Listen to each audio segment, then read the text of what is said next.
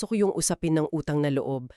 Nakakalungkot isipin na yung konsepto na dapat ay tungkol sa gratitude, nagagamit para mangkontrol, para manipulahin. Parang naging sandata, ano? Oo, sandata talaga. Lalo na sa isang bata na vulnerable.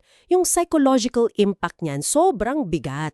Yung pakihamdam na pabigat ka, tapos yung tulong na binibigay parang may kapalit na pagpapasakop habang buhay.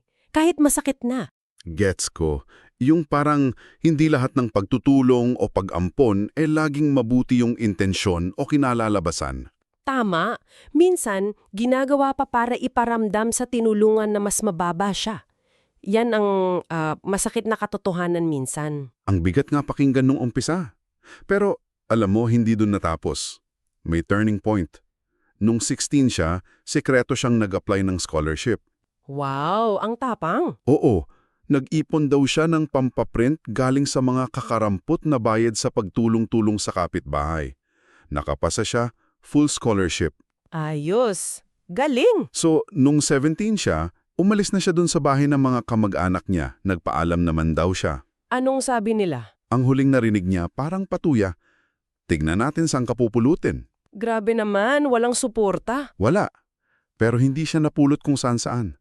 Kasi nakatapos siya ng college, nagtrabaho, nag-sideline pa, tapos nakapagnegosyo. Wow, talagang nagpursige. At higit sa lahat, nagtayo siya ng learning center para sa mga batang kapuspalad.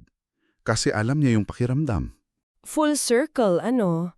Yung hirap na pinagdaanan niya, ginamit niya para tumulong sa iba. Nakaka-inspire. Sobra. Pero dito na yung medyo twist. Meron pa. Ano yon? Bigla siyang kinuntak ng mga kamag-anak niya. Pero pagkatapos lang siyang mapanood sa TV nung na-feature yung learning center niya. So nung successful na siya, dun lang. Oh, biglang proud kami sa'yo, ganon. Pamangkin namin yan. Yung tiyahin niya nag-message pa raw, nanghihingi ng tulong pinansyal para sa ibang kamag-anak. May picture pa na nakangiti katabi ng TV. Naku po. Medyo, Medyo kaduda-duda yung timing, di ba? Yung timuhin naman, tumawag, miss ka na raw ng pamilya. Imbitasyon na bumalik. pero walang sorry. Walang kamusta man lang sa mga taong nawala siya. Wala raw eh. Yun ang nakakapagtaka. Parang ang motibo, makakonekta dun sa tagumpay niya para sa sarili nilang kapakanan o imahe. Hindi malinaw pero yun ang dating.